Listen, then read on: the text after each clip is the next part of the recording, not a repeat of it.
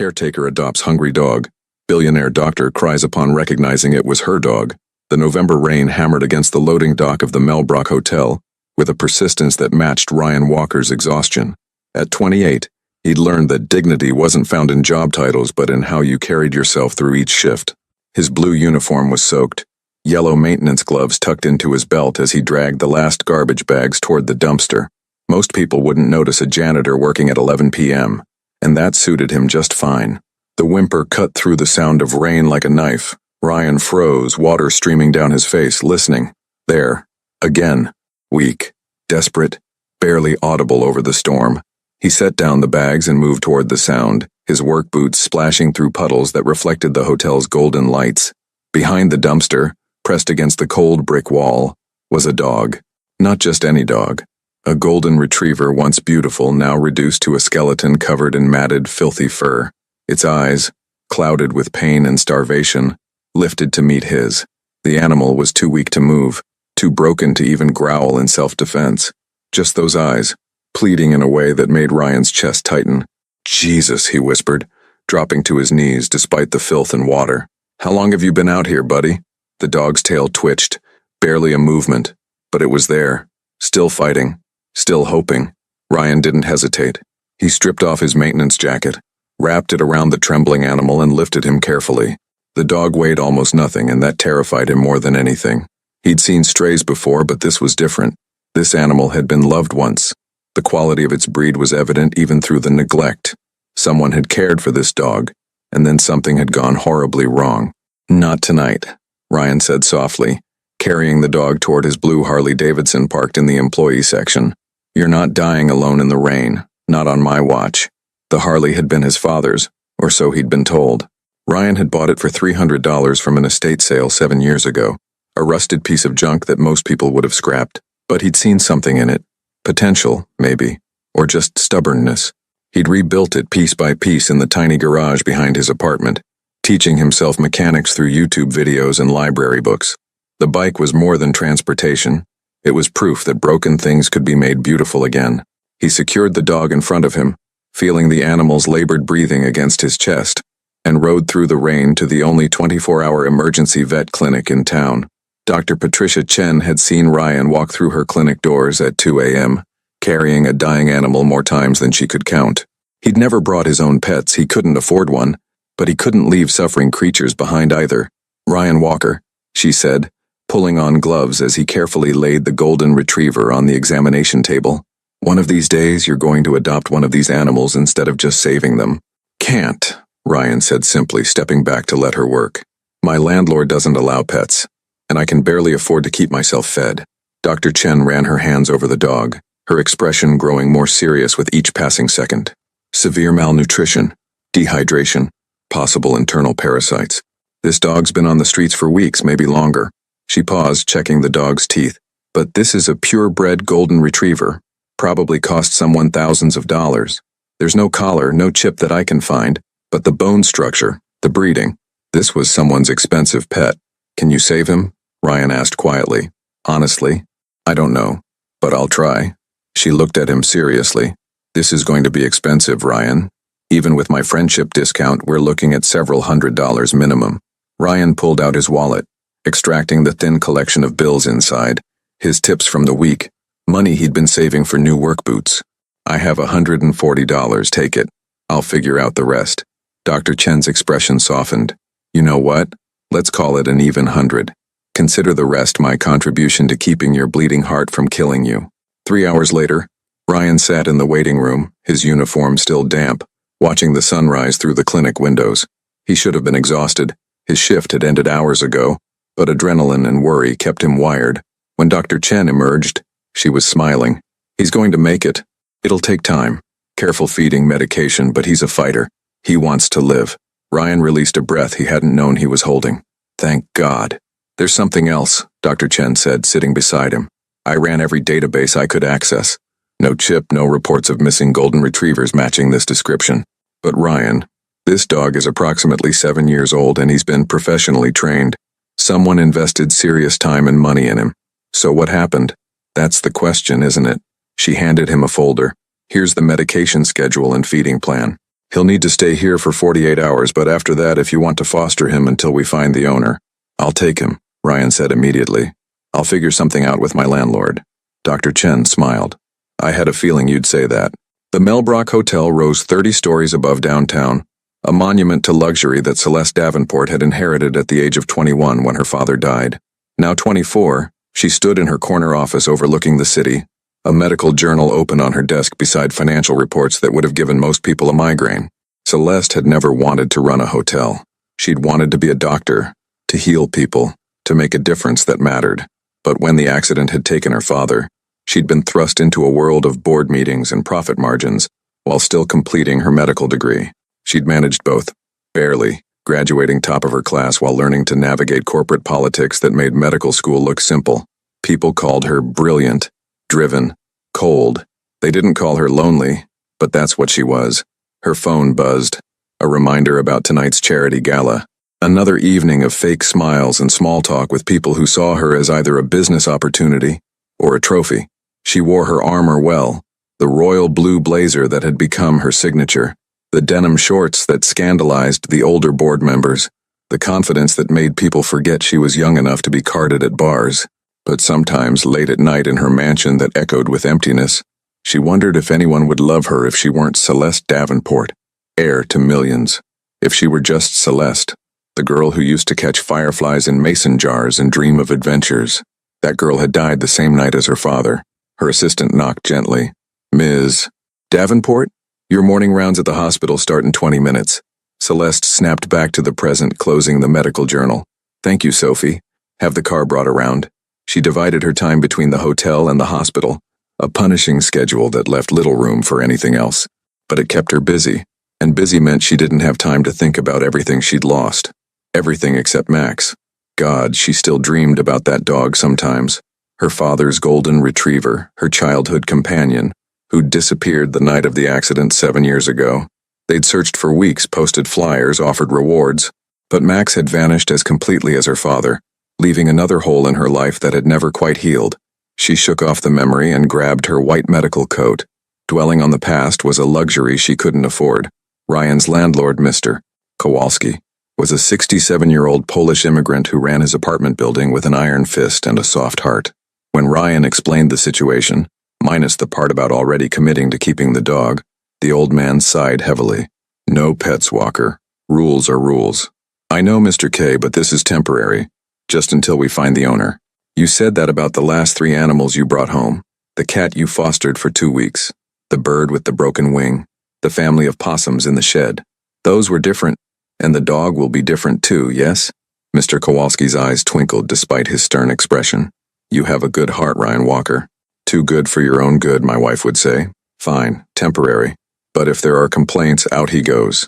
There won't be any complaints, I promise. When Ryan brought the dog home 2 days later, cleaned up and marginally healthier, he named him Max. It just felt right. Strong but gentle, classic but friendly. The dog was still painfully thin, moving carefully as if afraid that safety was an illusion that might shatter at any moment. Ryan's apartment was small, a studio with a bathroom barely big enough to turn around in. But it was clean, organized with military precision because chaos in your living space led to chaos in your life. He'd learned that from his time in foster care, bouncing between homes that ranged from neglectful to outright cruel. He set up a bed for Max in the corner, using old blankets and a pillow. The dog circled 3 times before lying down with a sigh that sounded almost human. We're going to figure this out, buddy, Ryan said, sitting on the floor beside him. I don't know who you belong to or what happened, but you're safe now. I've got you. Max lifted his head and placed it on Ryan's knee, a gesture so trusting, so simple, that Ryan felt his throat tighten. This dog had been through hell and back, but he still chose to trust, still chose hope. Maybe that was the lesson Ryan needed to remember. The weeks passed in a comfortable routine. Ryan worked his shifts at the Melbrook Hotel, cleaning floors, fixing minor maintenance issues, staying invisible in the way service workers often were. He'd take his breaks in the loading dock, eating simple lunches he'd packed while watching the city move past. Then home to Max, who grew stronger each day, his coat regaining its golden luster, his eyes losing that haunted look. Dr. Chen monitored Max's progress with the dedication of someone who genuinely cared. He's remarkable, she said during a follow-up appointment. The resilience in this dog is extraordinary. He should have died, Ryan. By all accounts, he should have given up, but he fought. He's special, Ryan agreed, running his hand through Max's now silky fur. Have you thought about what happens if we never find the original owner? It's been almost a month. Ryan had thought about it. A lot. Then I guess he's mine. On his days off, Ryan would load Max into the sidecar he'd built for the Harley, a custom job that had taken 2 months of weekends. They'd ride out to the beach, the Pacific Coast Highway stretching before them like a promise. Max loved it, his fur streaming in the wind, his tongue lolling in what could only be described as a grin. Those rides gave Ryan time to think about his life, about the choices that had led him here. He'd never gone to college, couldn't afford it after aging out of foster care at 18. Instead, he'd worked. Construction, retail, food service, anything that paid. He'd taught himself to read philosophy books from the library, listened to lectures online about history and science. Education wasn't just what happened in classrooms. It was what you chose to learn when nobody was watching. The Harley had been his best investment. Buying that broken-down motorcycle had taught him mechanics, patience, the satisfaction of creation. He'd rebuilt it from the frame up, learning each system, understanding how everything connected. It ran better now than it probably had when it was new. Some things are worth saving, he told Max as they sat on the beach one morning, watching surfers catch dawn waves, even when everyone else has given up on them. Especially then. Max barked, a joyful sound that still surprised Ryan with its vitality. Life was simple but good. Ryan didn't need much. Honest work, a roof overhead, this loyal dog, and the freedom of the open road. The hotel job paid enough to cover rent and food, with a little left over for gas and the occasional splurge at the used bookstore downtown.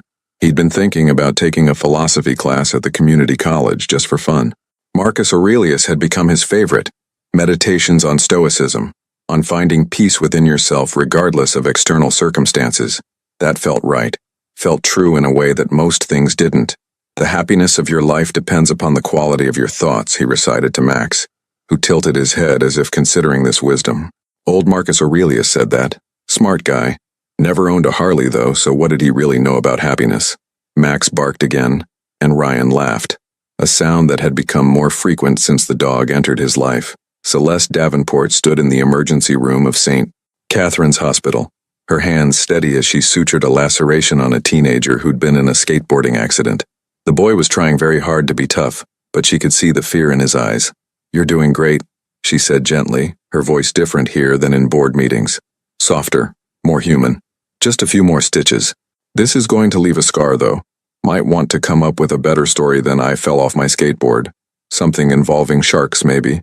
The kid managed a weak smile. "How about sharks on skateboards? Now you're thinking." She finished the last stitch with practiced efficiency. "Keep it clean dry for 48 hours and come back in 10 days to get these removed. And wear a helmet next time, okay? Scars on your leg are one thing. Brain injuries are another." After the boy left with his worried mother, Celeste pulled off her gloves and leaned against the wall, feeling the familiar exhaustion that came with an ER shift.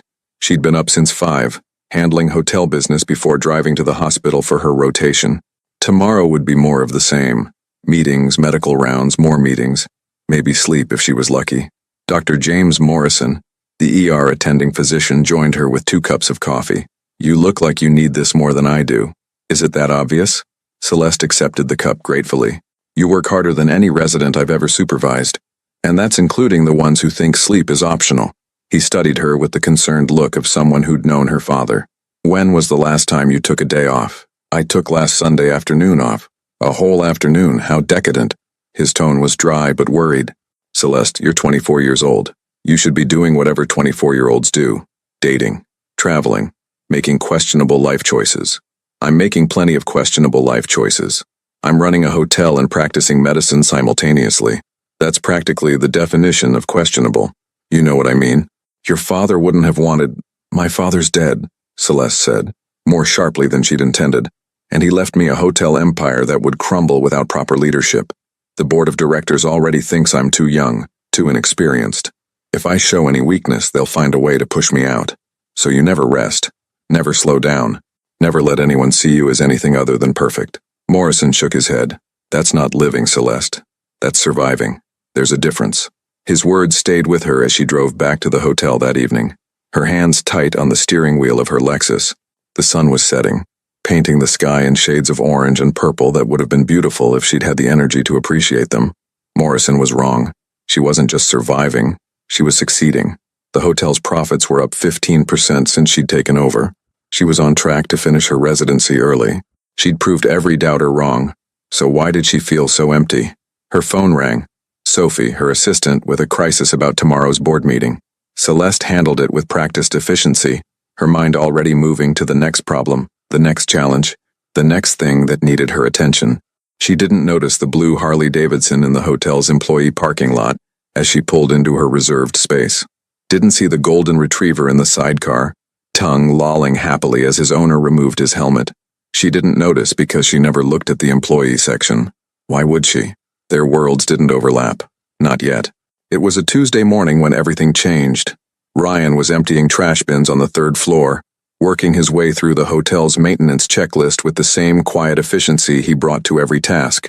The third floor was administrative offices, accounting, human resources, management. He'd learned to be invisible here, to work without disturbing the important people in their important meetings. He was wheeling his maintenance cart toward the elevator when he heard it. A voice on a phone call, sharp with frustration but unmistakably familiar in a way that made his heart stop. I don't care what the caterers say, Sophie. The charity gala's in 3 days. They committed to the menu 6 months ago. If they try to change it now. Ryan turned slowly, drawn by something he couldn't name. A woman stood in the hallway outside a corner office, her back to him as she paced while talking on her phone. Royal blue blazer, denim shorts. Blonde hair pulled into a sleek ponytail that revealed a neck he'd once known as well as his own name. No, it couldn't be. Just handle it, the woman said, her voice carrying the weight of someone used to solving impossible problems. I have surgery rounds in 2 hours and I can't deal with... She turned, still talking, and her eyes met Ryan's. The phone slipped from her hand. For a moment, one crystalline, impossible moment, they were 12 years old again. 2 kids playing in the vacant lot between their houses.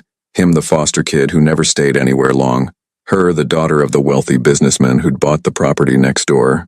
They'd been inseparable that summer, before her family's fortunes had exploded and they'd moved away to a mansion across town, before Ryan had been transferred to another foster home, another attempt at finding somewhere he belonged. Ryan. Her voice was barely a whisper, he couldn't speak, could barely breathe. Celeste Davenport. Little Cece, who'd taught him to catch fireflies and shared her lunches when his foster parents forgot to feed him, who'd cried when he'd been taken away, promising they'd find each other again someday. She'd been 11. He'd been 12. They'd been children with no power over their lives. And now she was standing here, not just grown up but transformed into something he could never have imagined, the owner of the very hotel where he worked. Hello, my friend. How was your day today? The words came out before he could stop them, the greeting they'd used every afternoon that magical summer. Is everything okay? Her eyes filled with tears. Ryan Walker, oh my God, it's really you. Sophie appeared, looking concerned. Ms. Davenport, is everything... Give us a minute, Celeste said, not taking her eyes off Ryan. Please. When they were alone, she took a step forward, then stopped, as if remembering the distance between who they'd been and who they were now. I can't believe it's you. After all these years, you're here, working here. It's a job, Ryan said quietly, aware of his janitor's uniform, his maintenance cart, the unmistakable gulf between their positions. A good one. Been here about 3 years now. 3 years, she repeated, something like pain crossing her face. You've been here 3 years and I never knew. Why would you? I work night shifts mostly. Maintenance isn't exactly something that crosses your desk. Don't, she said sharply. Don't do that. Don't act like we're strangers just because I happen to own the building now. But we are strangers, Cece. The old nickname slipped out naturally. That summer was 16 years ago. We're different people now. Are we? She moved closer and he caught a hint of her perfume, something expensive and subtle. Because you just called me Cece, and only one person has ever called me that.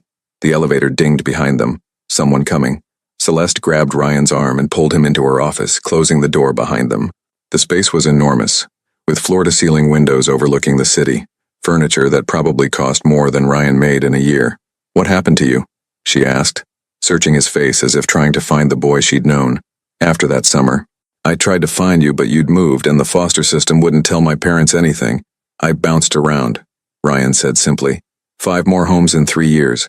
Aged out of the system at 18. Worked whatever jobs I could find. Taught myself mechanics.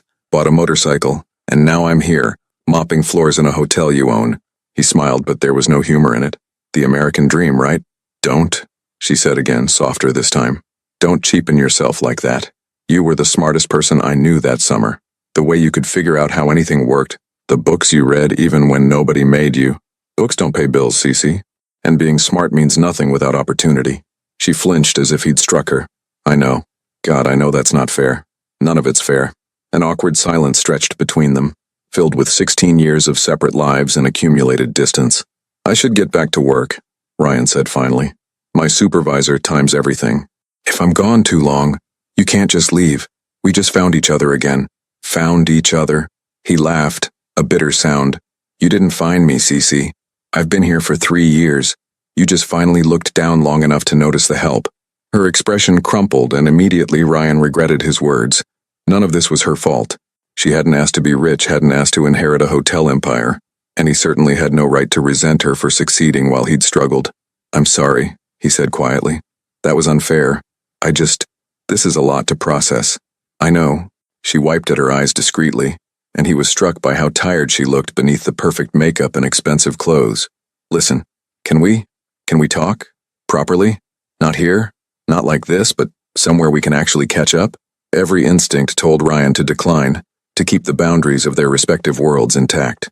But looking at her, at the girl who'd once been his best friend, he found he couldn't say no. Okay, he agreed, but not at some fancy restaurant where everyone will stare. Somewhere normal. The beach? She suggested. The one on Pacific Coast Highway? We used to talk about going there together someday. I remember. He'd been there dozens of times now with Max, but he didn't mention that. Saturday morning, I don't work weekends. Saturday morning, she confirmed. 9 o'clock? It's a date. He paused, then corrected himself. A meeting, a catch-up, not a date. Right, of course. But something flickered in her eyes. Disappointment or relief, he couldn't tell which. Ryan left her office feeling like his world had tilted sideways. Celeste Davenport. Little Cece with her gap-toothed smile and firefly jars. The girl who'd chosen to sit with the weird foster kid instead of the popular children. Who'd shared her dreams of becoming a doctor. Saving people, making a difference. She'd actually done it. Become a doctor. He'd heard the phone call. Surgery rounds. She was living the life she'd always wanted. And he was mopping floors. The thought should have been devastating, but mostly Ryan just felt tired. Tired of comparing. Tired of measuring his life against other people's successes. He had honest work, a decent apartment, a dog he loved, and a motorcycle that ran like a dream. That was enough. It had to be enough. Saturday morning found Ryan on the beach earlier than planned, unable to sleep through the night. Max ran along the shoreline, chasing seagulls with puppyish enthusiasm that made other beachgoers smile. The dog was almost back to normal now, healthy, happy, with no signs of the near-death creature Ryan had found behind the dumpster. He'd considered bringing Max to this meeting, then decided against it. Something felt too intimate about introducing Celeste to the dog, like opening a window into his life that maybe should stay closed. She arrived exactly at 9, parking a Lexus that probably cost more than most people's houses. But she'd dressed down, jeans, a simple white t-shirt, sunglasses pushed up into her hair. She looked younger like this, more like the girl he remembered. Hi, she said, approaching with a nervousness he'd never seen in her before. Hi. Ryan gestured to the blanket he'd spread out on the sand. I brought coffee. Wasn't sure how you'd take it now. Black, 3 sugars. She sat down, accepting the thermos cup he offered. Some things don't change. They talked carefully at first, exchanging sanitized versions of their lives. She told him about medical school, the challenges of running the hotel while completing her residency. He told her about the various jobs he'd worked, the Harley he'd rebuilt, the satisfaction of honest labor. What they didn't talk about was the gulf between them, the impossibility of their reconnection meaning anything beyond nostalgia. Do you remember, Celeste said softly, staring out at the ocean, that last day, when the social worker came to take you away? Ryan remembered. He'd remember it for the rest of his life. You gave me something, he said. A photo of us at the vacant lot trying to build that ridiculous treehouse. You still have it? Her voice held surprise. Lost it years ago. Moved around too much, didn't have space for keepsakes. He paused. I'm sorry. I know that probably mattered to you. It did, but I understand. She was quiet for a moment. What kind of music do you listen to now? You used to love that old radio your foster dad had. The question surprised him with its specificity. The details she'd remembered. Everything, honestly. Classical when I'm working on the bike helps me focus, rock when I'm riding, and country sometimes when I'm feeling philosophical about life's struggles. He smiled. You? Opera. Puccini especially. Everyone thinks it's pretentious, but there's something about the raw emotion, you know? The way they can convey so much feeling without hiding behind modern restraint. They talked for 2 hours, the conversation growing easier as they relaxed into each other's presence. And slowly, carefully, Ryan began to see past the designer clothes and polished exterior to the girl he'd known. Still there, still fighting, still trying to find her place in the world just like he was. I have to tell you something, Celeste said as they were packing up to leave. About my father, about the night he died. Ryan had heard about the accident, of course. It had been all over the news. Prominent businessman killed in a car crash 7 years ago. But he'd never connected it to Cece until he'd realized who she was. You don't have to. I want to, she interrupted. He was driving home late from a business meeting. Single car accident on a mountain road. They said he fell asleep at the wheel, but she took a shaky breath. He had his dog with him, Max, my golden retriever, my best friend. He'd gone to pick up Max from the groomer because I was studying for finals and couldn't do it myself. Both of them were in the car when it went off the road. Ryan's blood ran cold. What happened to the dog? He was never found. They searched, but the ravine was deep, the terrain rough. Everyone assumed Max had died in the crash or wandered off and succumbed to injuries. I never got to say goodbye to either of them. A golden retriever, 7 years ago. Professional training. No chip, no collar. No, it couldn't be. Celeste, Ryan said slowly, his mind racing. Describe Max. You're Max. She looked at him strangely. Why? Just, please. He was a golden retriever, purebred. Had this way of tilting his head when you talked to him, like he was really trying to understand. He loved car rides, would stick his head out the window, and just grin. And he had this thing where he'd put his head on your knee when you were sad, like he knew exactly what you needed. Ryan's hands were shaking. Celeste, I need you to come with me right now. What? Why? Just trust me, please. They drove separately to his apartment. Celeste's confusion evident but unspoken. Ryan's mind was spinning, trying to process the impossible possibility. Could it be? Could the dying dog he'd found behind the hotel in the rain barely clinging to life, could that be Celeste's Max? 7 years was a long time. Where had the dog been? How had he survived? What had happened to him? Ryan parked the Harley and led Celeste up the narrow stairs to his apartment, his hands fumbling with the keys. Inside, Max was waiting by the door like he always did, tail wagging at the sound of Ryan's arrival. The dog saw Celeste and froze. Celeste saw the dog and gasped, one hand flying to her mouth. For a long moment, neither moved. Then Max took a tentative step forward, his whole body trembling. Another step. Another. Max? Celeste whispered, dropping to her knees. Is it really you? The dog whined, a sound of pure recognition and desperate hope. And suddenly he was bounding forward, nearly knocking Celeste over in his eagerness to reach her. She wrapped her arms around him and both of them were shaking, her sobs mixing with his joyful barks. It's him, she gasped, looking up at Ryan with tears streaming down her face. It's my Max. Oh God, it's really him. How? How is this possible? Ryan sat down heavily on his couch, his own emotions threatening to overwhelm him. I found him about a month ago behind the hotel in the rain. He was starving, barely alive. No collar, no chip. I took him to the vet, nursed him back to health. I had no idea he was yours. A month ago?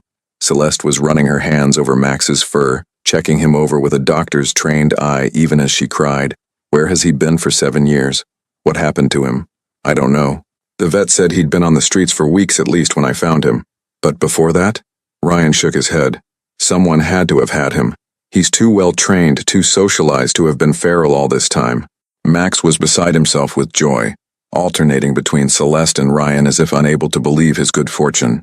Both of his humans, together, in the same place. His tail wagged so hard his entire back half moved with it. I can't believe this, Celeste said, laughing through her tears. I thought he was dead. For 7 years I've carried this guilt that he died because of me, because I was too busy studying to pick him up from the groomer. And he's been alive. He's been out there, surviving, waiting. Her voice broke, and fresh tears came. Ryan moved to sit beside her on the floor, uncertain whether he should offer comfort but unable to just watch her cry. He's been through hell, Ryan said quietly. Whatever happened during those 7 years, it wasn't good. When I found him, he'd given up. He was just waiting to die, but he didn't. He fought, and now he's here. He's healthy, and he's found you again. Celeste looked at him, really looked at him, and for the first time since they'd reconnected, all the social distance between them evaporated. You saved him. You saved my dog. You gave him back his life. I just did what anyone would do. No, she said firmly.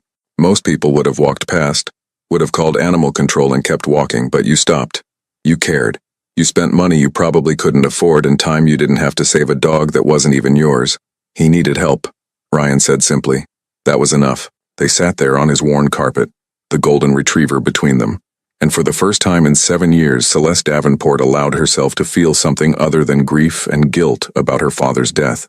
She felt gratitude, hope, connection, and looking at Ryan Walker, the foster kid turned janitor who'd saved her dog without even knowing who the animal belonged to, she felt something else too, something that terrified and thrilled her in equal measure. She felt seen. The next few weeks were a whirlwind of careful negotiations and emotional adjustments. Celeste wanted Max back, of course she did. He was her dog, her last connection to her father.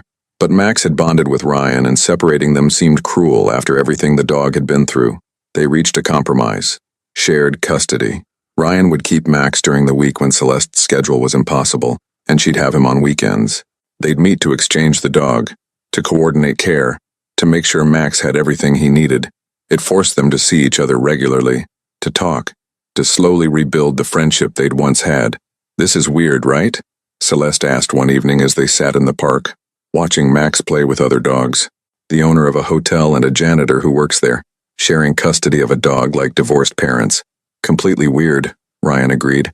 People must think we're crazy. Let them think whatever they want. She glanced at him. I've missed this, having someone who knew me before. Everyone in my life now either wants something from me or is intimidated by what I've accomplished. But you still call me Cece. Should I stop? God, no. Please don't ever stop. She was quiet for a moment. Can I ask you something? And I want an honest answer. Okay. Do you resent me? For having money for the opportunities I've had that you didn't?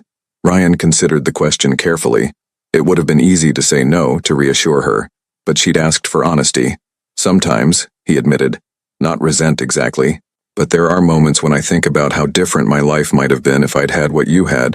Stability, education, connections. And yeah, that stings a little. I'm sorry. Don't be. You didn't create the system. You just happened to land on the lucky side of it, and you're doing good with what you have, saving lives, running a business that employs hundreds of people. That matters. You're doing good too, Celeste said softly. You saved Max. You save animals all the time, according to your vet. You rebuilt that Harley with your own hands. You taught yourself philosophy because you wanted to understand life better. That's not nothing, Ryan. It's not exactly changing the world. Maybe not the whole world, but it changed Max's world. And mine. She reached over and took his hand, a gesture so natural and unexpected that Ryan almost pulled away. I'm glad I found you again. Even if it took 16 years and a miracle dog. Me too, Ryan said, squeezing her hand gently. Me too, Cece. Christmas approached, and one evening while they sat together watching Max sleep between them, Ryan mentioned something he'd been thinking about. Merry Christmas to all and may God protect them, he said suddenly. This is a wish from someone who believes in second chances. Celeste smiled. That's beautiful. Where's it from? Just something I was thinking, about how we got a second chance. How Max got a second chance. Makes you believe in Christmas miracles, doesn't it? It really does. The holidays brought unexpected complications. Celeste's board of directors was planning a huge New Year's gala at the hotel. Black tie, major donors, society's elite. She was expected to attend, to schmooze, to play her role as the face of the Melbrook Hotel. Come with me, she said to Ryan one afternoon as they walked Max on the beach. To a black tie gala? Are you insane? Probably. But I don't want to go alone. I never want to go alone, and I always do anyway because everyone else there is either a business contact or someone trying to impress me. Just this once. I'd like to have a friend there. Cece, I'm a janitor at your hotel. People will talk. Let them talk. I'm so tired of caring what people think. She stopped walking, turning to face him. Please, Ryan, I know it's asking a lot, but I really don't want to face another one of these events alone. Looking into her eyes, seeing the vulnerability she rarely let anyone else see, Ryan found himself nodding despite every logical reason to refuse. I don't own a tux. I'll take care of that. This is a terrible idea. Probably the worst, she agreed. But she was smiling. The night of the gala, Ryan stood in front of the mirror in his apartment, barely recognizing himself. The custom-tailored tuxedo Celeste had sent over fit perfectly, transforming him from maintenance worker to someone who looked like he belonged in high society. But he knew the truth. Clothes didn't change who you were, where you'd come from. They were just a costume, a disguise. Max barked, as if offering encouragement. Yeah, buddy. Let's hope you're right. The Melbrook Hotel's ballroom was transformed into a winter wonderland, all ice blue lighting and elegant decorations. Ryan arrived alone as planned. Celeste was already there, fulfilling her hosting duties. The security guard at the employee entrance did a double take seeing Ryan in formal wear instead of his usual uniform. Inside, the party was everything he'd expected. Champagne, canapes, people in expensive clothes making expensive small talk. He felt like an imposter, certain that everyone could see through his borrowed finery to the struggling man beneath. Then he saw Celeste. She stood across the room in a stunning ice blue gown that matched the decorations, holding court with a group of older businessmen. But even from a distance, he could see the tension in her shoulders, the practiced smile that didn't reach her eyes. She was playing a role, just like he was. Their eyes met across the crowded room, and her face transformed, real joy breaking through the polished mask. She excused herself gracefully and made her way to him, elegant and confident in a way that made his heart race. You came, she said softly. I came, he confirmed, though I still think this is insane. It probably is. Dance with me? Before he could protest, she'd taken his hand and led him to the dance floor. The orchestra was playing something slow and classical, probably Puccini, he thought with amusement, her favorite. I have no idea how to do this properly, Ryan warned as she stepped into his arms. Just follow my lead, and try not to step on my feet. They swayed together, and Ryan was acutely aware of every eye in the room tracking their movement. The CEO dancing with a hotel employee. It would be gossip fodder for weeks. They're all staring, he murmured. I know. Do you care? I'm not sure. Do you? Not even a little bit, Celeste said, and the certainty in her voice made him believe her. The song ended too quickly. As they separated, a silver-haired man in an expensive suit approached, his expression curious and vaguely predatory. Celeste, you must introduce me to your friend. I don't believe we've met. Ryan Walker, Ryan said, extending his hand. I work at the hotel. The man's eyebrows rose fractionally. How fascinating. In what capacity? Maintenance, Ryan said simply, refusing to be ashamed. I keep things running smoothly. There was a moment of awkward silence. The man clearly hadn't expected such directness. Then Celeste stepped in smoothly. Ryan is also an expert mechanic and a student of Stoic philosophy. We knew each other as children and reconnected recently. Now if you'll excuse us, Mr. Peterson, we were just heading to get some air. She took Ryan's arm and guided him toward the balcony, leaving Peterson staring after them in confusion. Outside, the city lights stretched below them, a carpet of illumination reaching to the distant ocean. The cool December air was a relief after the stuffy ballroom. I'm sorry, Celeste said immediately. I should have warned you it would be like that. People can be. It's fine, Ryan interrupted. I knew what I was signing up for. Besides, you handled that perfectly. I've had a lot of practice deflecting snobbery. She leaned against the railing, looking out at the view. Sometimes I wonder what my father would think of all this. The hotel, the society events, the person I've become. I think he'd be proud. You're doing exactly what he'd want.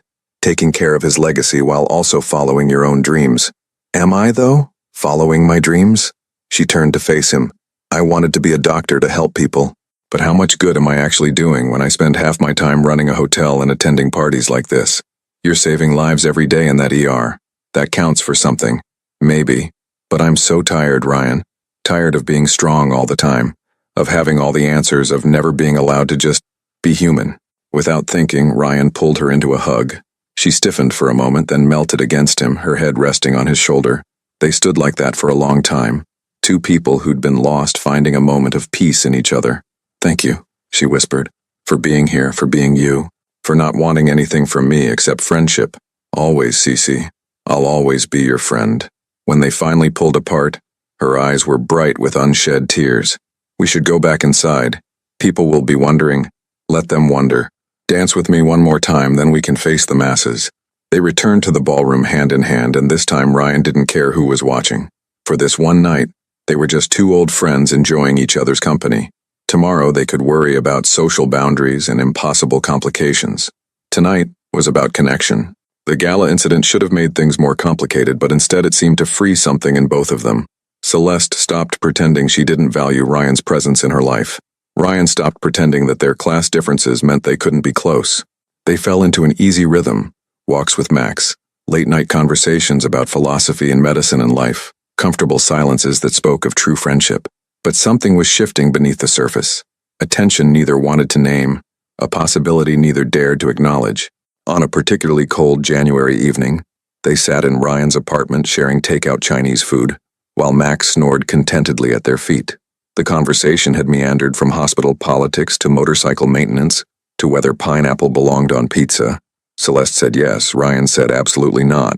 "I got offered a position," Celeste said suddenly, her chopsticks pausing midway to her mouth.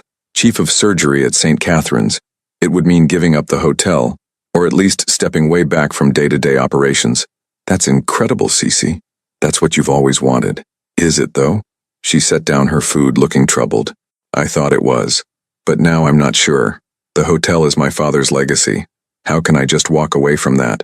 The hotel will be fine with professional management, and you'd still own it, still be involved in major decisions. But this, being chief of surgery, this is your dream. Your father would want you to follow it." "How do you know what my father would want?" There was no heat in her question, just genuine curiosity. "Because he loved you. And people who love you want you to be happy, not dutiful." Ryan paused, choosing his words carefully. "You've spent 7 years trying to honor his memory by maintaining his business. But maybe the best way to honor him is to live the life he wanted for you, the one where you're fulfilled, where you're using your gifts to their fullest potential." Celeste was quiet for a long moment, staring at her hands. "When did you get so wise?" "I'm not wise. I just have the advantage of being outside the situation. Sometimes that makes things clearer." "What about you?" she asked. "What's your dream? What would you do if money and circumstances weren't limiting factors?" No one had ever asked Ryan that question, not since he was a child with impossible dreams. "I'd like to run a motorcycle repair shop," he said slowly, the words feeling strange to speak aloud. "Something small, just me and maybe 1 or 2 employees. Work with my hands, teach people how to maintain their bikes properly, maybe restore classics on the side. Nothing fancy, just honest work doing something I love." "That sounds perfect for you." She studied him thoughtfully. "What would it take to make that happen?" "Money I don't have. Business knowledge I'd need to learn. Probably years of saving and planning." "It's not realistic, Cece. It's just a nice thought." "Dreams start as nice thoughts. Sometimes they stay that way, but sometimes." She trailed off, and something in her expression made Ryan's pulse quicken. "Sometimes what?" "Sometimes they become real if you have the courage to reach for them, and maybe the right people supporting you along the way." Before Ryan could respond, Max woke up and demanded attention, breaking the moment. But the conversation stayed with him long after Celeste had gone home, her words echoing in his mind. Courage to reach for your dreams, the right people supporting you. Was she talking about his dream, or something else entirely? February brought a cold snap that had Ryan working overtime at the hotel, dealing with frozen pipes and temperamental heating systems. He barely saw Celeste for 2 weeks, their schedules completely misaligned. Then, on a Saturday morning, she called him unexpectedly. "Ryan, can you come to my house? There's something I need to show you." Her mansion was in the hills overlooking the city, a sprawling estate that had always seemed impossibly distant from Ryan's world. He'd never been inside, had never been invited. The drive up the winding road on his Harley felt surreal. Celeste met him at the door, practically vibrating with nervous energy. "Come on, it's in the garage." She led him through the house, all marble and tasteful art, to a garage that could have held 8 cars but currently housed only her Lexus and a covered shape in the corner. "My father collected vintage motorcycles," she said, walking toward the covered object. "I kept them all after he died, couldn't bring myself to sell them. But there's one in particular." She pulled off the cover. Ryan's breath caught. It was a Harley Davidson, an older model but beautifully maintained. And it was blue, the exact shade of blue as his own bike. "Is this?" He started, unable to finish the question. "It was my father's favorite. He bought it at an estate sale about 7 years ago, planned to restore it with me learning alongside him. But then the accident happened, and I had it professionally restored as a way to, I don't know, stay connected to him, I guess." She ran her hand along the seat. "Ryan, does your bike have any identifying marks?"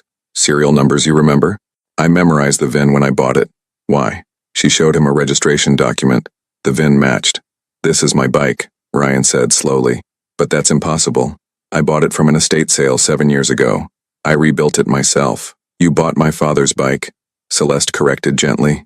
He must have purchased it, then died before he could start the restoration. The estate sale would have been his things. Ryan sat down heavily on a workbench, his mind reeling. So I've been riding your father's motorcycle for 7 years, working on it, rebuilding it, making it run again. You finished what he started. Celeste's voice was thick with emotion. Don't you see, Ryan, this isn't coincidence. Max, the bike, you working at my hotel, us finding each other again, this is fate? Ryan suggested, his tone skeptical but his heart racing. Maybe. Or maybe just life giving us a second chance we both desperately needed. She moved to stand in front of him.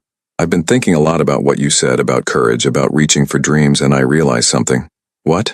My dream isn't just being chief of surgery, and it's not just running the hotel. My real dream, the one I haven't admitted even to myself until now, is to be happy. To have someone in my life who sees me as just Cece, not Celeste Davenport with all the expectations and pressure. Someone who understands where I came from because he was there. Someone who reminds me that success isn't measured in money or titles, but in moments of genuine connection. Ryan's heart was pounding so hard he was certain she could hear it. Cece, what are you saying? I'm saying I'm tired of pretending that having you back in my life is just about Max or nostalgia.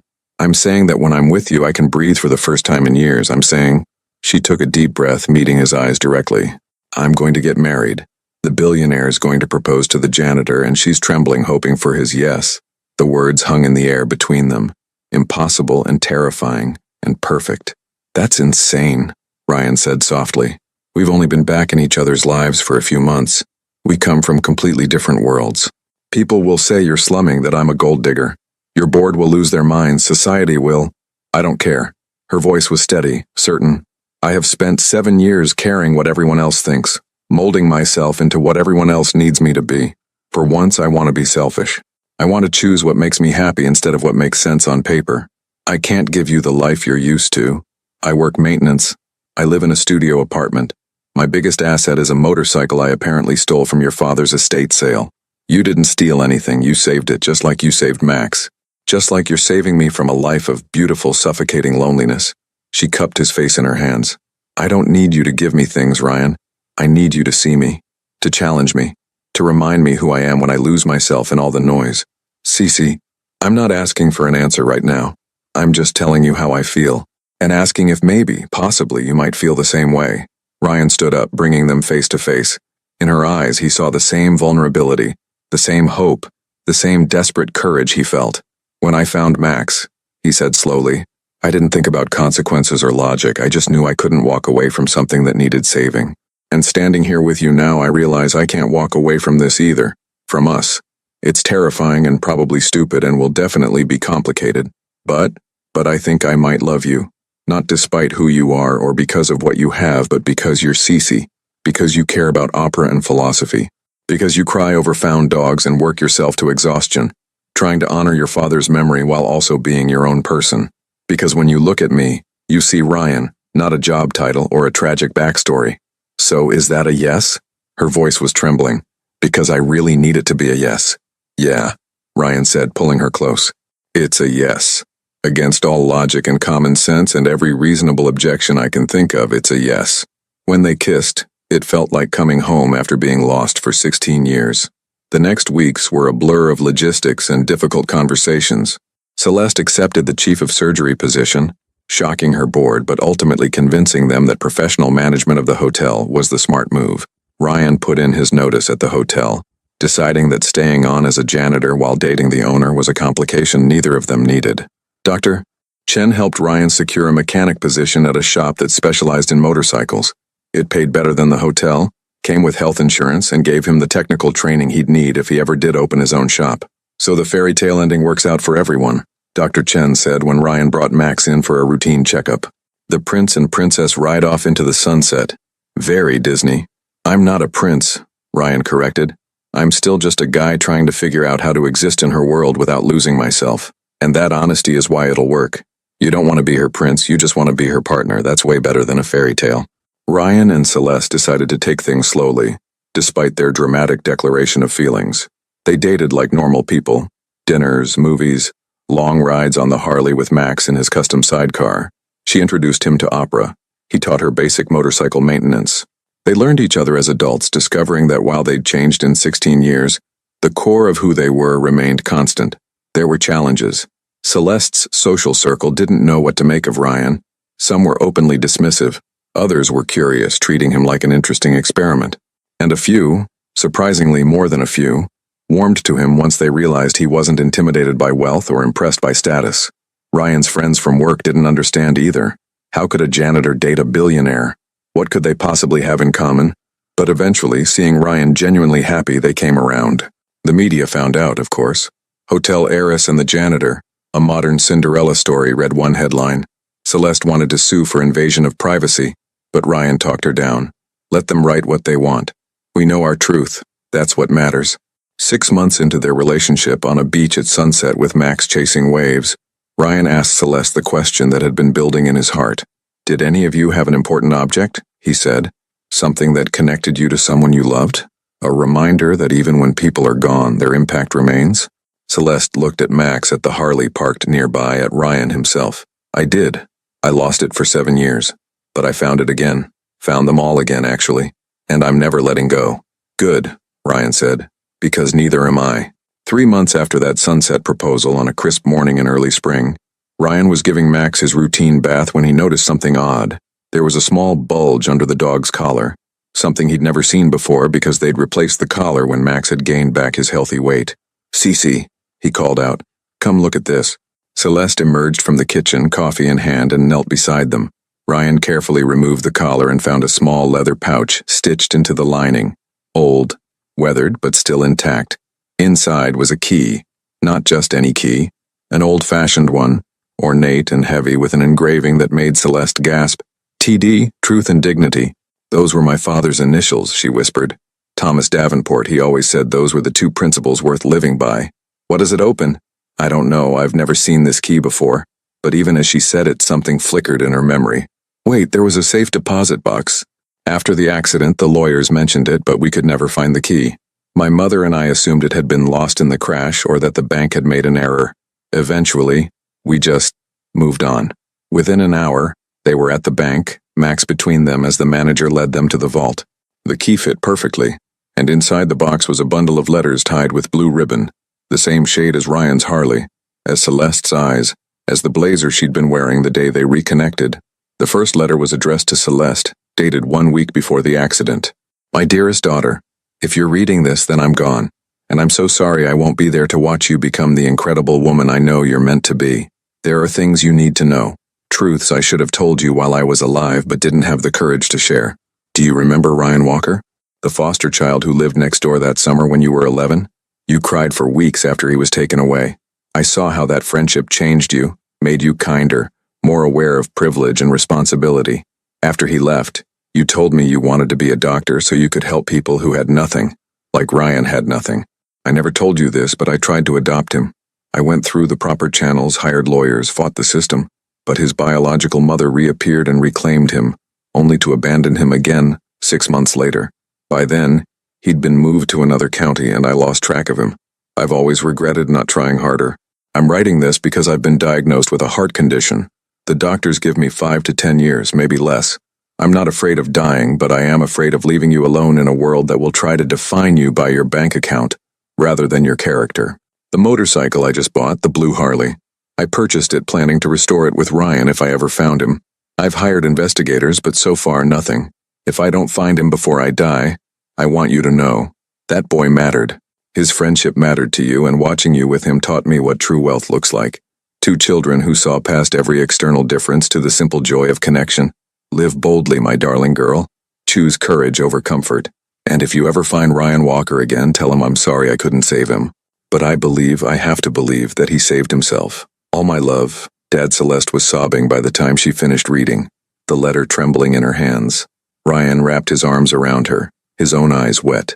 He tried to adopt you. She choked out. He tried to save you, and I never knew. Cece, all these years I thought he didn't care about my friendship with you, that he was relieved when you left because you were just the poor foster kid. But he cared.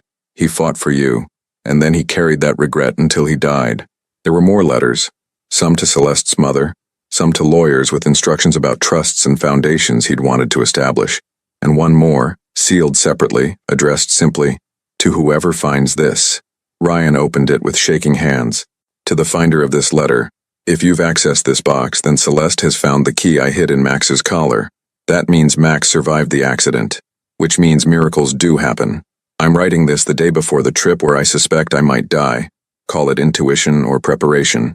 I'm taking Max to the groomer because Celeste is studying for finals. It's a mountain road late at night and my heart has been acting up. If something happens and Max survives, he'll carry this key back to Celeste eventually. Dogs have a way of finding their way home. If you're reading this, friend, then you cared enough about my dog to get him medical help, to check his collar, to go the extra mile. That tells me everything I need to know about your character. Whatever your circumstances, whatever struggles you face, please know, you matter. Your kindness matters. The world needs more people who stop to help creatures in need, who see value beyond economic utility. I'm leaving instructions with my lawyers to establish the Second Chances Foundation with $5 million. It will provide education grants, job training, and housing assistance for foster children aging out of the system. If my daughter is reading this with you, she'll make sure it happens. Thank you for saving Max. In doing so, you may have saved something else. Hope, perhaps, or faith in human goodness. Don't underestimate the ripple effects of simple kindness. With gratitude, Thomas Davenport. Ryan couldn't speak, couldn't process. $5 million for kids like him. Because Celeste's father had cared about one foster kid 16 years ago. He knew, Celeste said wonderingly. Somehow he knew that whoever saved Max would be someone worth knowing, someone who embodied the values he cared about. The foundation, Ryan managed. Did it ever? No. The instructions were in this box. Without the key, without this letter, the money just sat in the trust untouched. She looked at him with fierce determination. But we're going to make it happen now, every word of it. We're going to create something that helps kids like you were, kids who need someone to believe in them. Over the following months, they worked together to establish the foundation. Celeste provided the business acumen and connections. Ryan provided the insight into what foster kids actually needed. They created scholarship programs, mentorship initiatives, job training partnerships. And through it all, Max was there, the dog who'd survived impossible odds, who'd carried the key to redemption in his collar for 7 years, who'd brought 2 lost souls back together. On their wedding day, a simple ceremony on the beach with Max as the ring bearer, Ryan looked at Celeste and saw not the billionaire CEO or the brilliant surgeon, but Cece, his childhood friend, his partner, his home. "You know what your father wrote was wrong," Ryan said during their vows. "He said he was sorry for not saving me, but he did save me, just not in the way he expected. He saved me by raising a daughter who sees people, who fights for what's right, who had the courage to love across every boundary society tried to build between us. And you saved me," Celeste replied, tears streaming freely, "by reminding me that success isn't about what you accumulate but about who you become, by showing me that dignity comes from how you treat others, not from what others think of you, by loving me when I was just Cece, before you knew about the money or the titles." They kissed while Max barked joyfully and the waves crashed behind them. A janitor and a billionaire who'd learned that the most valuable things in life can't be measured in dollars or status, only in moments of genuine connection. The Second Chances Foundation thrived, helping hundreds of foster kids find their footing in an unforgiving world. Ryan eventually opened his motorcycle repair shop, teaching disadvantaged youth the satisfaction of working with their hands. Celeste became one of the youngest chiefs of surgery in the country, while maintaining deep involvement in the foundation. They never forgot where they came from or the unlikely journey that had brought them together. And whenever someone asked about their love story, they'd smile and point to Max, the golden retriever who'd carried hope in his collar and proved that sometimes the best things in life come from the courage to stop and help something broken. Because in the end, they'd all been broken, they'd all needed saving. They'd all found it in the most unexpected way, through simple acts of kindness that rippled outward into redemption. As Thomas Davenport had written, "Don't underestimate the ripple effects of simple kindness." They never did.